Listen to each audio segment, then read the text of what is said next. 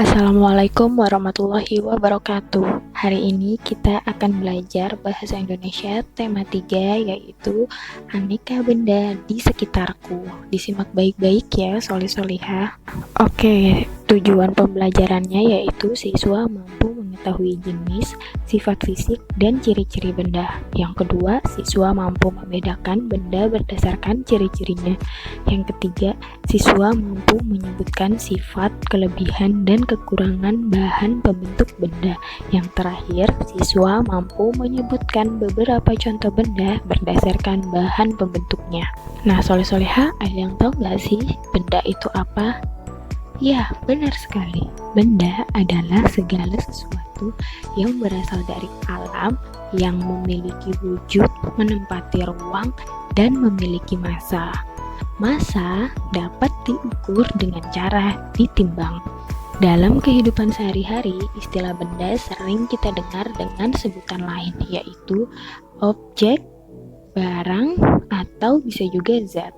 Nah, dari pengertian tadi, kita bisa mengetahui ciri-ciri benda. Yang pertama, memiliki wujud, mempunyai ruang, dan yang ketiga, memiliki massa. Nah, wujud benda ada 3 ya, soleh-solehah. Yang pertama, benda padat, kedua cair, dan yang ketiga benda gas. Nah, jenis-jenis benda itu ada 2 ya, soleh-solehah. Yang pertama benda hidup dan yang kedua benda mati. Benda hidup adalah semua benda yang memiliki ciri-ciri kehidupan seperti bergerak, bernafas, tumbuh, berkembang biak, memerlukan makanan, dan lain-lain. Contohnya manusia, tumbuhan, dan hewan. Sedangkan benda mati adalah benda yang tidak memiliki ciri-ciri kehidupan atau kebalikan dari benda hidup. Contohnya kursi, buku, batu, tanah, dan lain-lain. Nah, bagaimana sih cara membedakan benda dan bukan benda? Nah, benda memiliki ruang, memiliki massa, dan memiliki wujud. Sedangkan bukan benda tidak memiliki ruang, tidak memiliki massa, dan tidak memiliki wujud. Oke, untuk lebih memahami benda dan bukan benda, silahkan solih-solihah perhatikan contoh berikut ini. Nah, di sini ada beberapa contoh. Yang pertama ada api unggun. Api unggun ini termasuk benda atau bukan benda? Kita lihat ya, api unggun ini menempati ruang apa tidak? Ya, benar, tidak memiliki massa. Apakah api unggun bisa ditimbang? Ya, tidak. Selanjutnya, api unggun memiliki wujud. Jelas tidak ya. Jadi, api unggun bukan termasuk dari benda. Nah, selanjutnya contoh kedua yaitu minyak goreng. Nah, bisa ditimbang apa tidak? Memiliki massa apa tidak? Minyak goreng? Iya, jelas. Minyak goreng memiliki massa yaitu bisa ditimbang. Selanjutnya, apakah berwujud minyak goreng? Ya, benar sekali. Minyak goreng berwujud cair. Selanjutnya yaitu memiliki ruang. Apakah minyak goreng memiliki ruang? Ya, minyak goreng memiliki ruang. Jadi, minyak goreng termasuk dari benda. Nah, selanjutnya yaitu sifat fisik benda. Sifat fisik benda dapat dikelompokkan berdasarkan yang pertama warna benda, yang kedua bentuk benda, yang ketiga ukuran benda, yang keempat wujud benda, yang kelima kekuatan benda, yang keenam keadaan permukaan benda, dan yang terakhir bahan penyusun benda. Oke, kita bahas satu persatu ya, solih-solihah. Yang pertama yaitu warna. Benda di sekitar kita mempunyai beragam warna. Nah, seperti yang ada di video ini, ada warna biru, silver, ungu, kuning, dan lain-lain. Lalu yang kedua, benda dapat kita amati berdasarkan bentuknya. Benda-benda di sekitar kita mempunyai beragam bentuk yang berbeda-beda. Ada yang segitiga, ada yang kotak, ada yang bulat, dan lain-lain. Selanjutnya, sifat fisik benda yaitu ukuran. Benda yang ada di sekitar kita mempunyai beragam ukuran. Ada yang besar, ada yang kecil, ada yang pendek, dan ada yang panjang. Sifat fisik selanjutnya yaitu wujud. Benda di sekitar kita mempunyai beragam wujud. Ada yang wujudnya padat, ada yang wujudnya cair, dan ada juga wujud yang gas. Lalu sifat fisik berikutnya yaitu kekuatan. Benda yang ada di sekitar kita mempunyai beragam kekuatan. Ada benda yang kuat dan ada juga benda yang rapuh. Lalu sifat fisik berikutnya yaitu keadaan permukaan. Keadaan permukaan benda yang di sekitar kita itu beragam. Ada permukaan yang halus, ada yang kasar, ada yang licin, dan ada yang kesat. Nah, selanjutnya yaitu bahan penyusun. Di sekeliling kita banyak sekali benda-benda yang berbeda bahan penyusunnya. Ada benda yang terbuat dari kayu, kertas, plastik, kaca, dan logam. Oke, soleh-soleha, selanjutnya yaitu bahan pembentuk benda. Nah, coba soleh-soleha perhatikan di sekeliling kalian itu ada benda apa saja sih?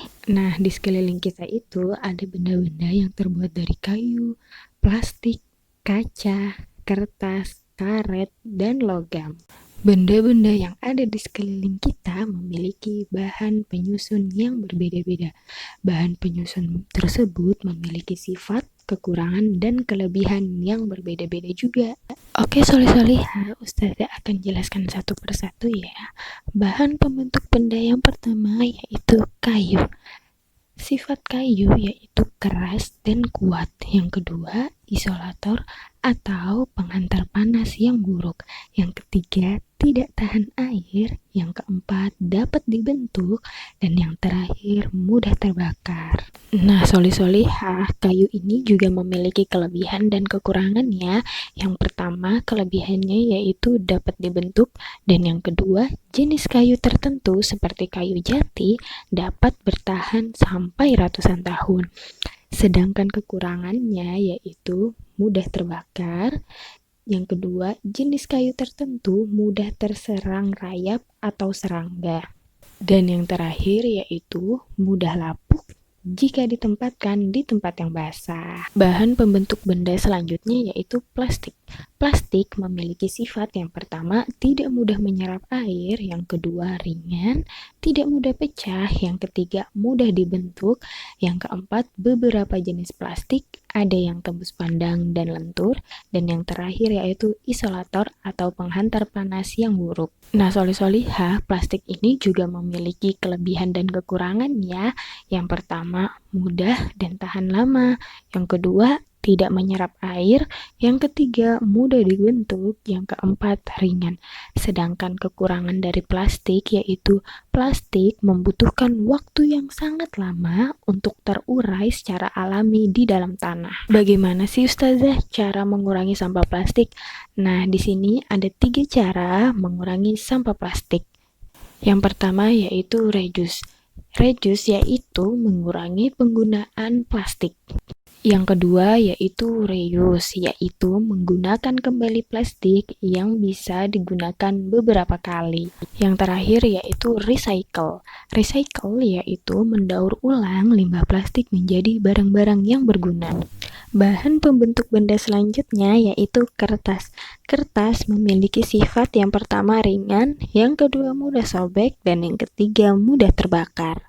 Nah, kertas juga memiliki kelebihan dan kekurangannya, soleh-solehah.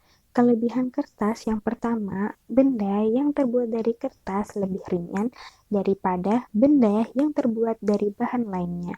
Sedangkan kekurangannya yaitu yang pertama, mudah terbakar, yang kedua mudah robek, dan yang terakhir yaitu tidak tahan air. Nah, selanjutnya yaitu bahan pembentuk benda kaca. Kaca memiliki sifat yang pertama kuat dan tembus pandang, yang kedua tahan panas, dan yang ketiga mudah dibentuk jika dipanaskan, yang keempat tidak menyerap air, dan yang terakhir yaitu isolator atau penghantar panas yang buruk.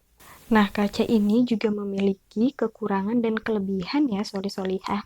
Ada yang tahu kelebihan dan kekurangan dari kaca ini apa saja?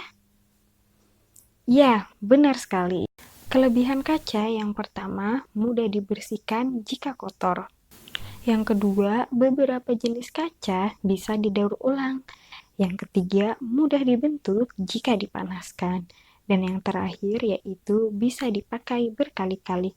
Sedangkan kekurangan dari kaca yang pertama mudah pecah, yang kedua lebih berat, dan yang terakhir yaitu tidak semua kaca bisa didaur ulang.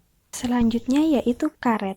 Karet memiliki sifat yang pertama kuat, lentur, dan elastis. Yang kedua tidak tahan api atau meleleh jika dipanaskan. Yang ketiga, tidak tembus air. Yang keempat, isolator atau penghantar panas yang buruk. Nah, karet ini juga memiliki kekurangan dan kelebihan loh, soleh-solihah.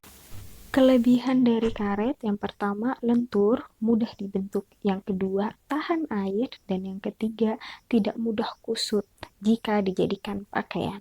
Yang selanjutnya yaitu kekurangan. Kekurangan dari karet yang pertama, mudah meleleh jika terkena panas. Yang kedua, mudah terbakar. Selanjutnya yaitu logam. Logam memiliki sifat yang pertama, tidak mudah terbakar. Yang kedua, keras, kuat, dan tidak lentur. Yang ketiga, beberapa jenis logam tidak mudah berkarat. Yang keempat, tahan air. Dan yang terakhir, konduktor atau penghantar panas yang baik. Nah, kekurangan dan kelebihan logam yaitu yang pertama, tahan lama, dan yang kedua, tidak mudah dimakan rayap. Sedangkan kekurangannya tidak tahan benturan atau bisa disebut penyok. Dan yang terakhir yaitu contoh. Nah, di sini Ustazah memberikan contoh benda-benda yang ada di sekitar kita. Contohnya seperti benda kayu.